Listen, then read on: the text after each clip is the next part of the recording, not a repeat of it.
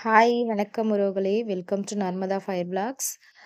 இது வந்து தீபாவளிக்கு முன்னாடி எடுத்த breakfast and lunch box recipe video இது.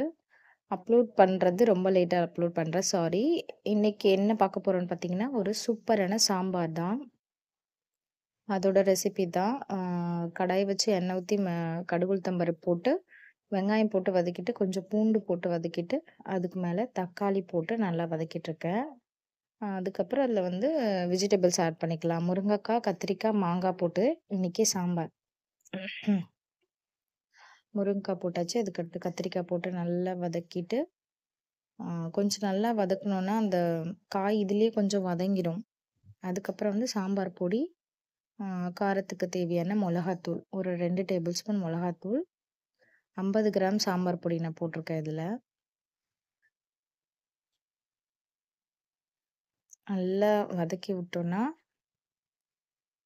அதுக்கப்புறம் வந்து பருப்பு நம்ம ஆல்ரெடி குக்கர்ல வச்சிருப்போம்ல, அது சும்மா ஒரு கலரிட்டு, அதில வந்து இந்த வெஜிடபிள்ஸ் வதக்குனோம்ல, அது எல்லாத்தையும் கொட்டிட்டு, அதில தண்ணி ஊத்தி நல்லா வேக விட்டுற வேண்டியதுதான். உப்பு பார்த்துட்டு, உப்பு வேணும்னா போட்டுக்க வேண்டியதுதான்.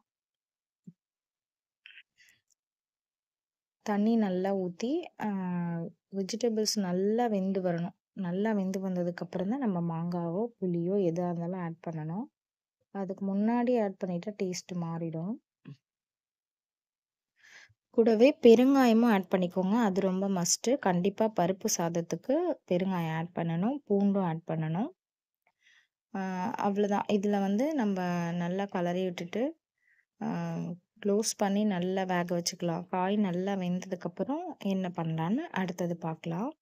உங்களுக்கு சாம்பார் பிடிக்குமான்னு அப்படியே கமெண்ட்லேயே சொல்லிடுங்க. சேனல் சப்ஸ்கிரைப் பண்ணாம இருக்கீங்கன்னா, மறக்காம சப்ஸ்கிரைபும் பண்ணிக்கோங்க. ஃப்ரெண்ட்ஸ்க்கும் ஷேர் பண்ணுங்க.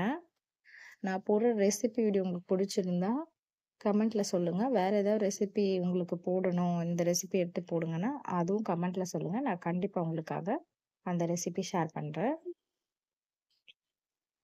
எனக்கு உப்பு கொஞ்சம் கம்மியா இருக்க மாரி இருக்கிறதால, மறுபடியும் உப்பு நான் ஆட் பண்ணிக்கிறேன்.